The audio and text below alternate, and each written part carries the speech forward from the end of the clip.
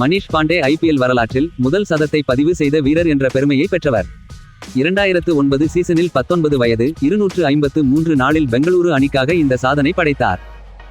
2021 இல் பெங்களூரு அணிக்காக விளையாடிய படிக்கல் தன் 20 வயது 289 நாளில் ராஜஸ்தான் அணிக்கு எதிராக சதம் விளாசி சாதித்தார். ராஜஸ்தான் ராயல்ஸ் அணிக்காக விளையாடும் யாஷஸ்வி ஜெய்ஸ்வால் 2023 ஐபிஎல்லில் 21 வயது 123 நாட்களில் மும்பை இந்தியன்ஸ் அணிக்கு எதிராக வான்கடே மைதானத்தில் தனது முதல் ஐபிஎல் சதத்தை அடித்தார். யாஷஸ்வி ஜெய்ஸ்வால் 2024 ஐபிஎல்லில் ஜெய்ப்பூரில் நடந்த மும்பை இந்தியன்ஸுக்கு எதிரான போட்டியில் 22 வயது 116 நாட்களில் சதமடித்து மீண்டும் இந்த பட்டியலில் இடம் பிடித்துள்ளார்.